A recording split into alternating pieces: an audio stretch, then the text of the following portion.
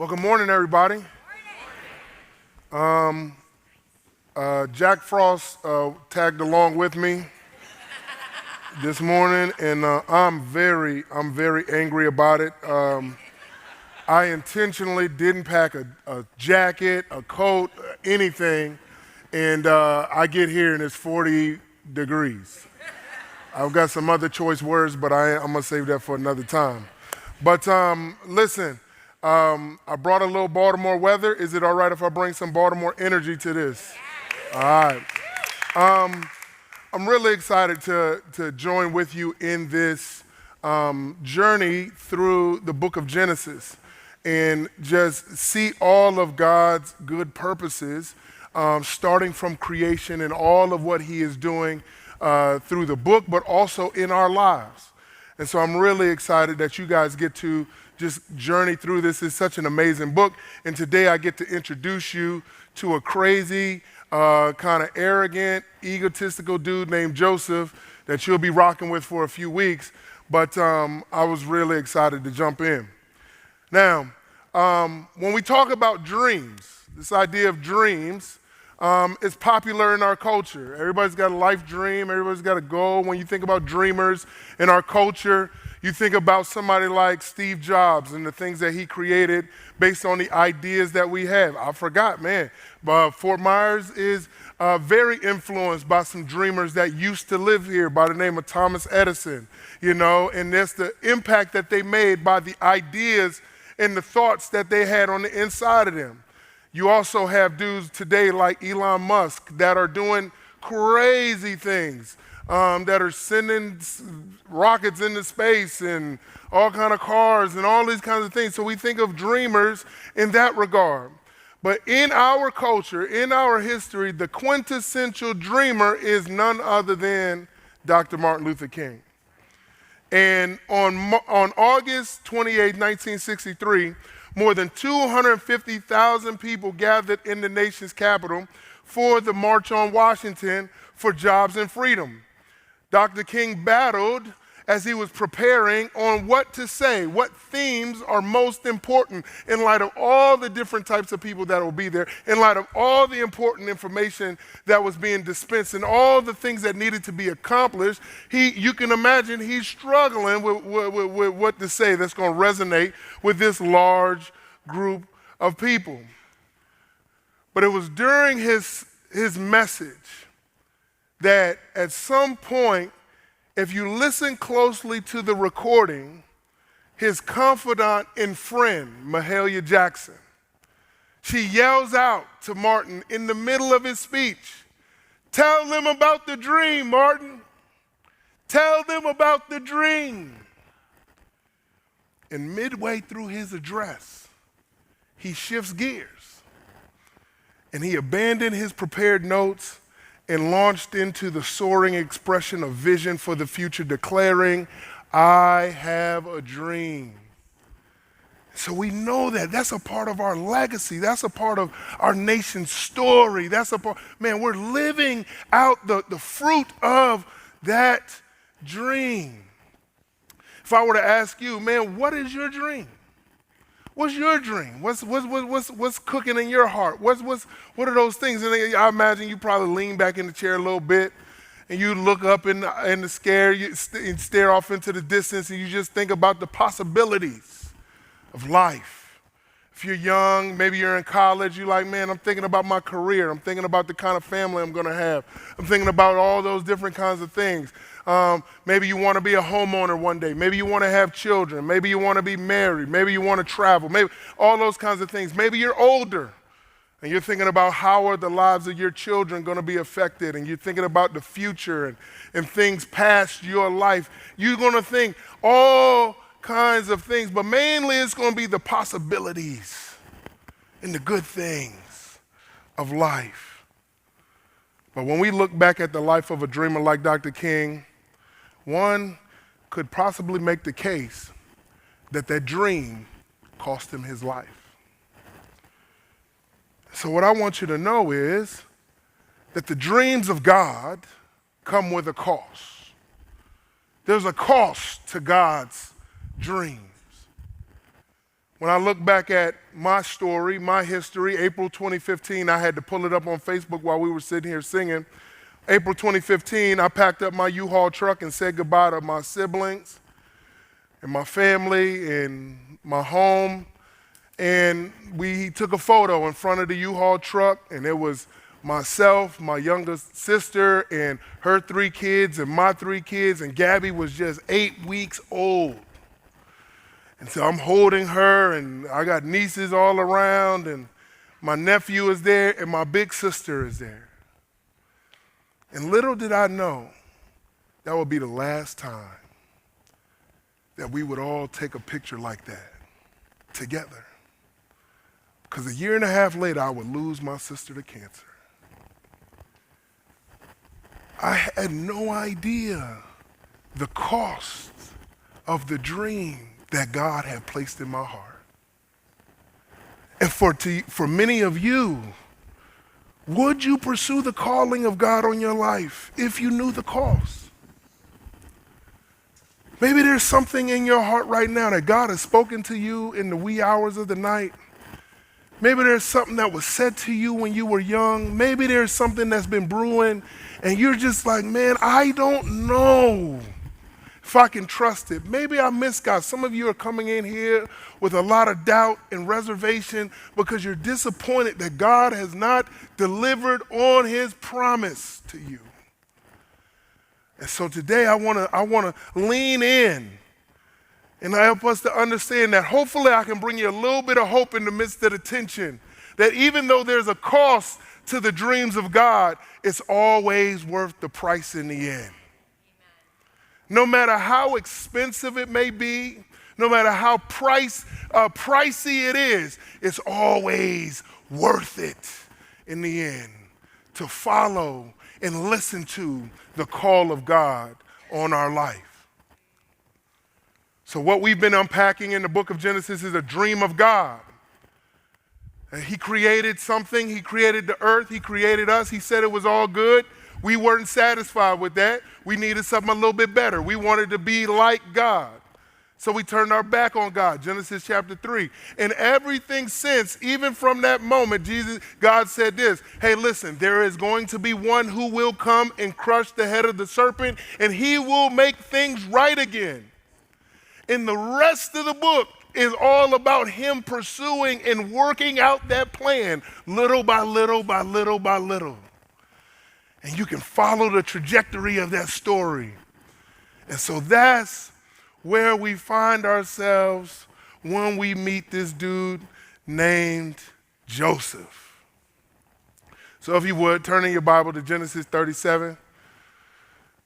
We're going to look at verses 1 to 11. And we're going to talk about this old dysfunctional family and this arrogant teenager. Any arrogant teenagers in here? Yeah, I know. The parents, I know. I got you. I got your back, all right? Here's what the text says, all right? Here's what the text says.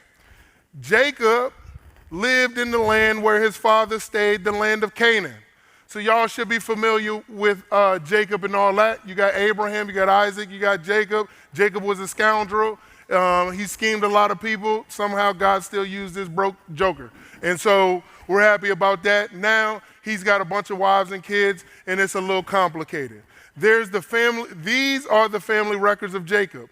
At 17 years of age, Joseph tended sheep with his brothers. The young man was working with the sons of Bilhah and Zilpah, his father's wives, and he brought a bad report about them to their father. Pause right there for 1 second. So check this out. You got some baby mamas that all live in the house together, okay? You can imagine there's a little tension there.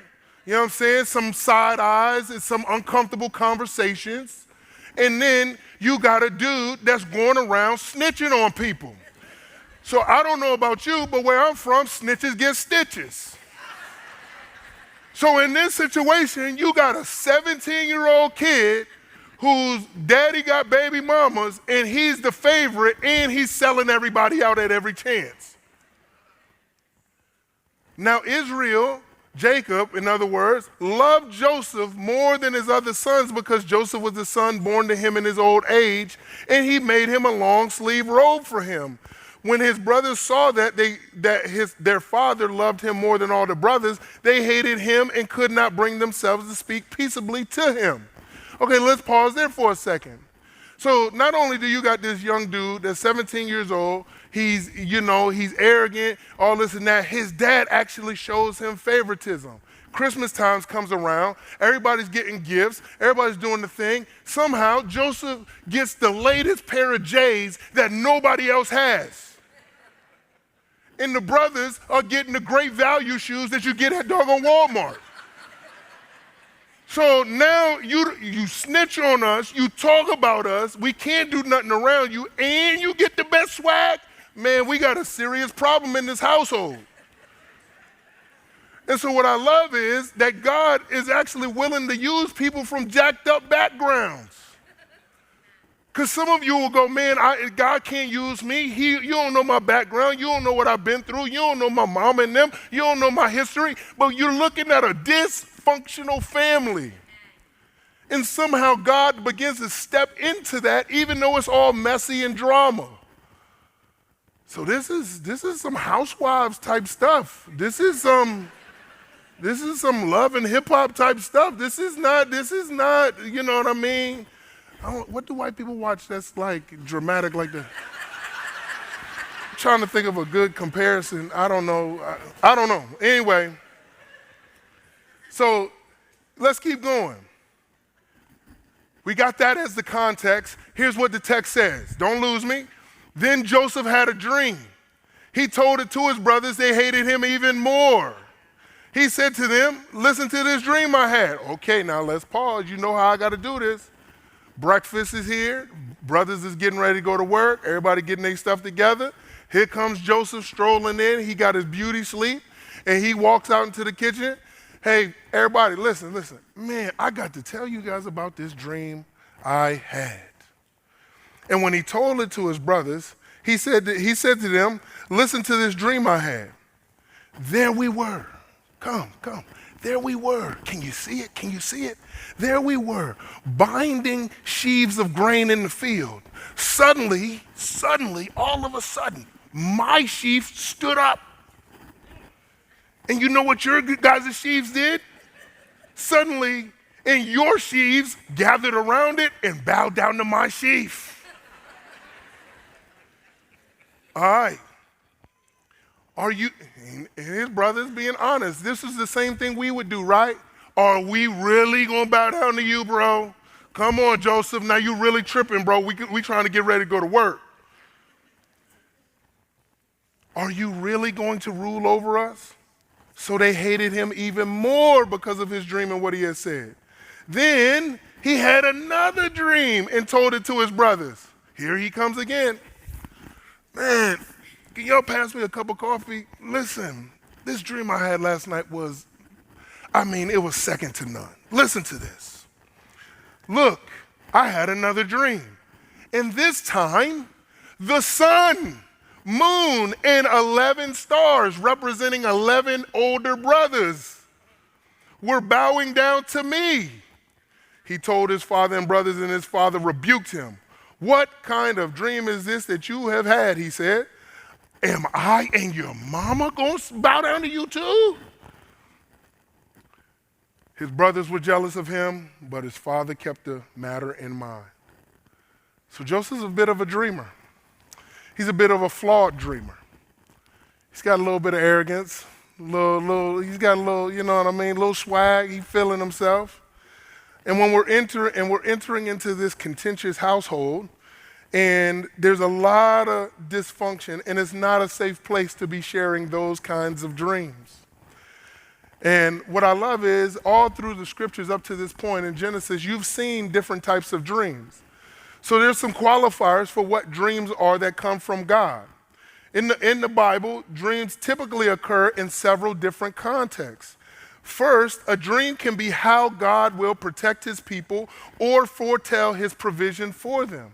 Some of what Joseph is seeing is God's protecting and provision for them in the future. He doesn't know that quite yet, but God is showing him something. But also, God warns others about what is to come. And so you see other kinds of dreams that are warnings. And then there's promises that people receive in dreams. So you think about somebody like Solomon, who had a dream where God came to him and promised him, I'll give you the wisdom that you asked for. So dreams are very unique. They're almost commonplace in Genesis, where all these people are having different kinds of dreams. But Joseph has had a glimpse of God's protection and provision for his people. And he's gotten a little bit of a glimpse of what his role is going to be. And I love it. I love it. He's like, oh yeah, I'm going to be the man. Can you see it? The sun and the moon, they bow down to me. And so the first thing I want you to know and understand about a God-sized dream, a dream that comes from the Lord, when God gives a dream, it's always bigger than us. That can be a litmus test for you. Is this a God-sized dream, or is this just a dream that I had? Because oftentimes when we have a dream, it's more about us. Joseph had a dream. When he told it to his brothers, they hated him. Why? Because he told the story in the way where he was the center of the universe. He was immature. He was arrogant. He was the point of the story, right? And so Joseph received a big dream, a God-sized dream, and it sounded arrogant to everybody around him, including his father. So when you speak of your dreams, when you speak of the things that God has spoken to you, when you begin to experience and understand the kingdom of God and how God wants you to specifically play a role in it, are you the center of the story? Is it all about your ego? Is it about how things get better for you and your family? Is it just about how things are going to look great and your ego is just being stroked and elevated? Is it more stuff? Is it less stress? Is it more pleasure? Our egos become inflated by the types of dreams we dream. And when we look at the text rightly, we know that God was the one that gave the dream as evidence of what was going to happen in the future. Yet at the time, Joseph was so naive, young, and self-centered, he couldn't see that. So when God gives you a dream, it's always more than just you. It's always about more than just you. When I came to you in 2016, I asked you, I said, man, listen, I want you to partner with me because I'm going to Baltimore and we're going to do these things. And one of the things I said was I don't know who this person is. I don't know where they are, but there's a young man that's sitting in an apartment in Baltimore somewhere, and he doesn't know it. He doesn't have the slightest clue, but he's on a collision course with the gospel. If you would just partner with us to help get us to that individual. I don't know his face. I don't know his name, but I'm guaranteeing you, if you help me to get there, we can do it. It ain't about me. It ain't about what I want. It ain't about how I'm going to do it. But I just know beyond a shadow of a doubt, that's the kind of dream God has for us. So real quickly, I want you to turn your attention to the screen, and I want you to see a bit of a dream that we've already fulfilled together. So this is Baltimore, and this is our neighborhood that we meet in. And every week we pull up in a trailer and meet at a place for disabled folks. And men, women, and children, young, old, black, white, come to hear the gospel preached. And we've met countless individuals over the course of the 3 years that we've been a church together. We've married people. We've buried a lot of folks. There's been several children born in that amount of time. But now in Baltimore, that's very dark, where it's very tense, where it's very hard, you're seeing life-giving work happen. And then y'all partner with us to turn an old Sprint store into the Epiphany Lab. That became our studio for 2 years, a year and a half, where we were able to survive the pandemic. And so without you, Man, our church literally would not exist today, but because we were able to produce content and have conversations and stream those things and build relationships, we were able to serve our community in a way that no one else could believe for a small church plant like ours. And so now here we are on the backside of the pandemic, having not met at all for over a year and a half. And our church is bigger and stronger today than it was before the pandemic began.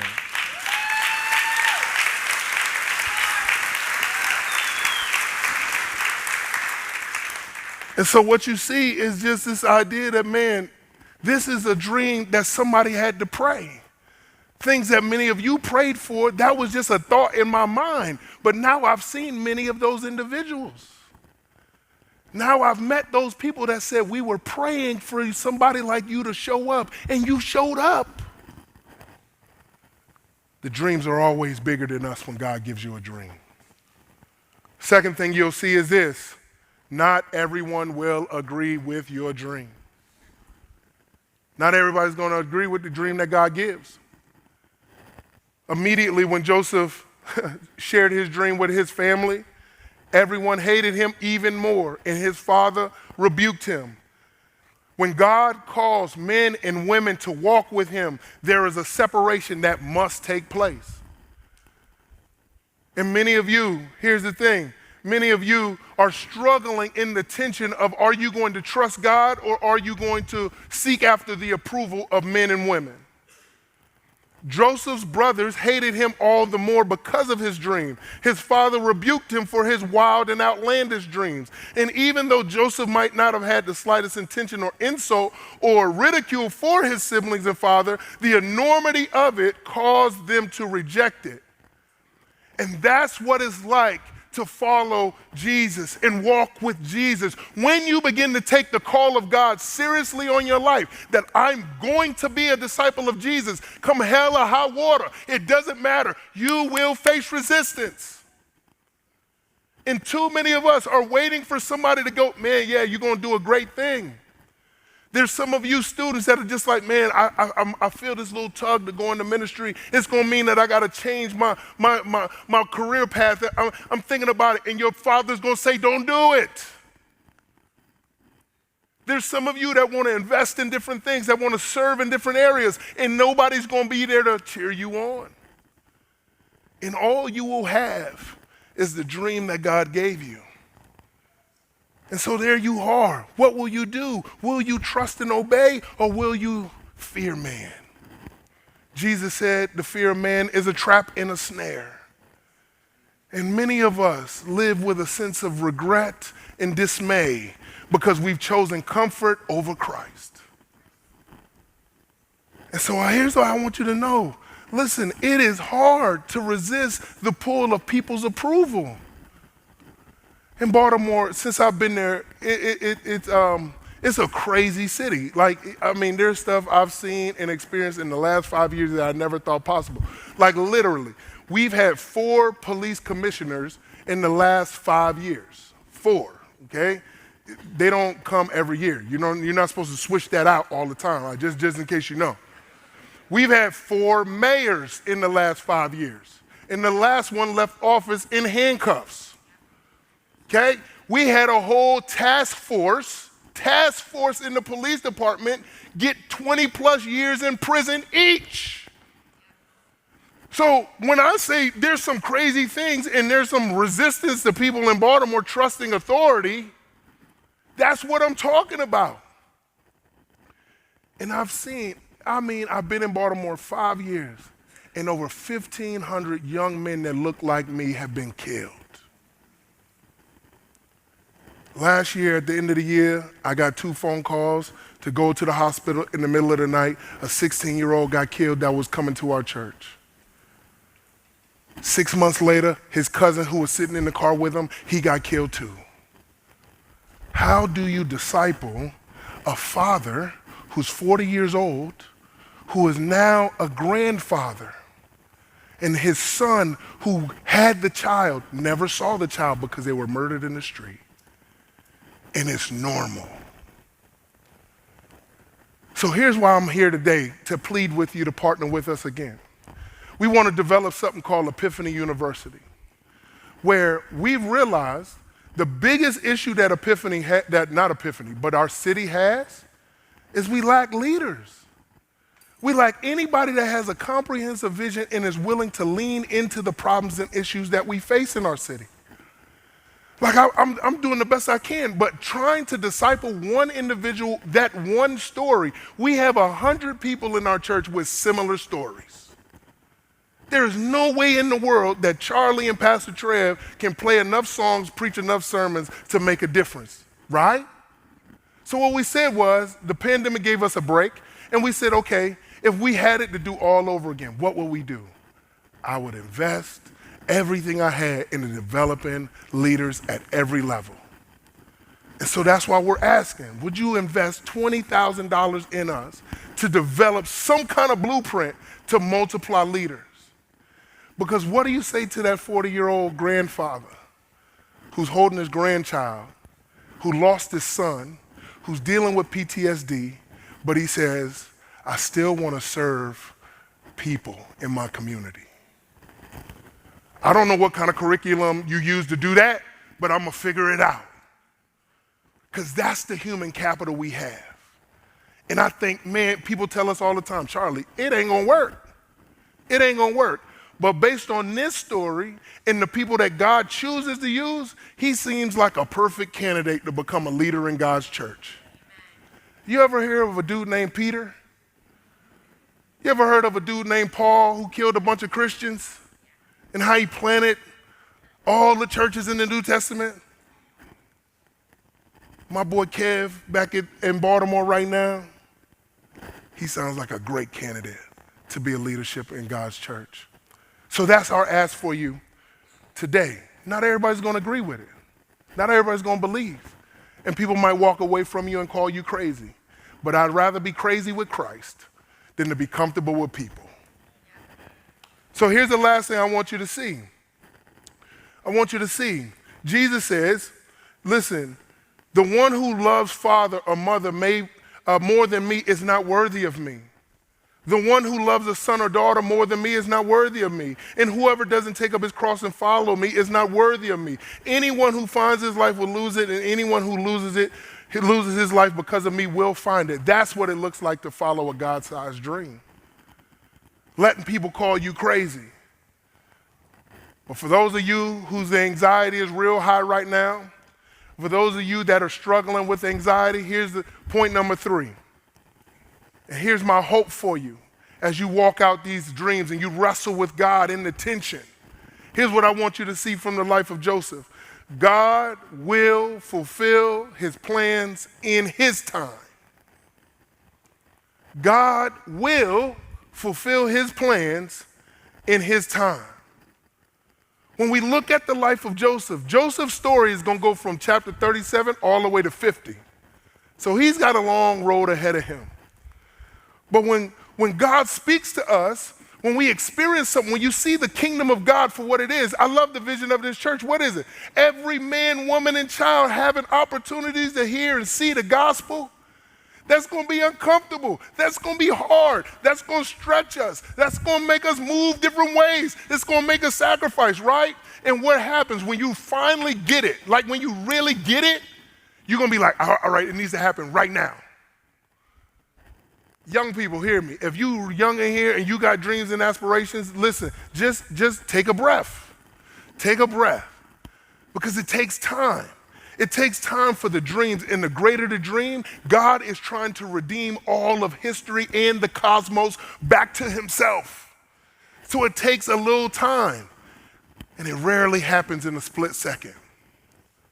So that's what we have to unlearn, the quick gratification that we've become accustomed to. Any Amazon Prime subscribers in here? All right. It comes in 2 days. If it didn't show up on time, I get my money back and the thing that I wanted. It's the best thing in the world. But we don't have an Amazon Prime kind of God. He's going to work on his time.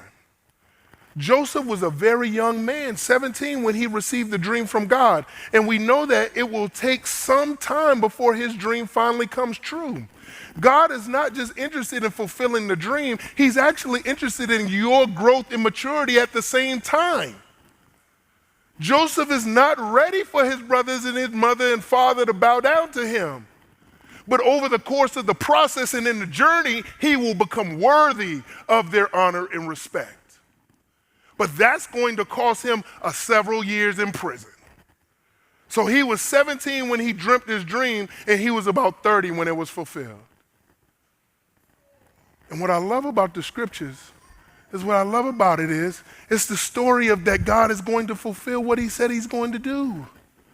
He's going to do it. Remember in Genesis chapter 1 where it's all good, and then we get to 3 and then it's all bad, and he promises, he says, listen, there's going to be one coming, there's one coming, and all you can do is you got to hold on. You got to sit at the edge of your seat, and every story is pointing to there's one coming. And then eventually we get who? Jesus shows up on the scene. The promised one. All the way back from Abraham, a son of man who knows our sorrows and griefs, who will take on the ills of this world upon his shoulders, and he will overcome it.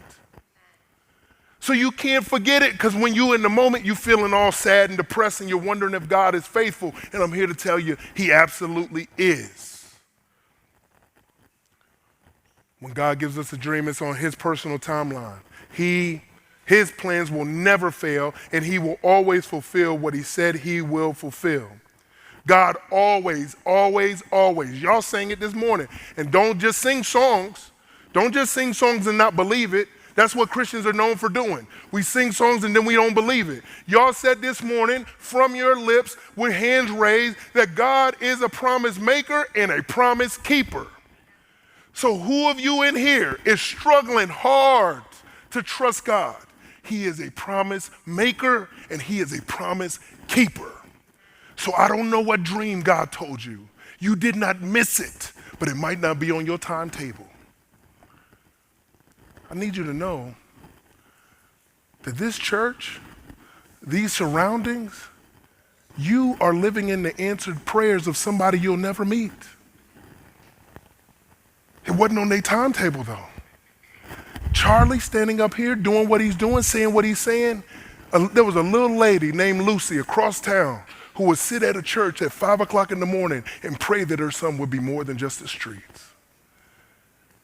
My mama never got to see it. It ain't on your timetable, but it's on his. And here's what I love. I know y'all are new school. Even y'all hymns are new school. It's kind of crazy. But we sang an old song back in the day, and worship team, y'all can come up. We sang an old song back in the day that I just want to remind you of, man. You can go on YouTube, you can listen to it, old gospel song. You know what I'm saying? We don't use the same theological vernacular and all of that kind of stuff, but the meaning is still the same, all right? And here's what I love. We grew up hearing this song on Sunday mornings, and it's just old and out of place and all this kind of stuff. But I'm telling you now that I'm an adult, and I got kids, and I've gone through pressure, and I'm working this vision, and I'm trying to trust God. It's a song that I call on every once in a while. And here's what the song said. He's an on-time God. Yes, he is. He's an on-time God. Yes, he is. He may not come when you want him, but he'll be there right on time. He's an on-time God. Yes, he is. For some of you, I need you to be reminded in your infertility journey, in your depression, in your cancer diagnosis, in your child that you prayed prayers over and they don't believe, they don't trust God, their life is a mess, all of those things. He's an on-time God. Yes, he is. He ain't going to come when you want him to come. But when he shows up, it's the perfect time. And as we bask in the goodness of somebody else's prayers that they never got to see, I'm asking you, just trust God, because his plan for you is way bigger than what you could ever imagine for yourself. The dreams that come from God are costly. They're very expensive. They're very pricey. And if you knew the sticker price, you'd walk away from it. I got to tell you, when I got to Baltimore in 2017, walking around, I didn't know that a part of the cost I would have to pay is kidney disease. I didn't know part of the cost of being there is just the depression and the loneliness. I didn't realize I would miss out on so many critical events in the lives of my siblings. But to see the eternal value of lives changed at an exponential level is worth the cost of admission. So here's what I want you to know. The dreams of God are costly, but they are always worth the price. Trust God. Obey God. If he called you, he will fulfill what he said he would do. He's a promise-making and he's a promise-keeping God. Amen? Amen.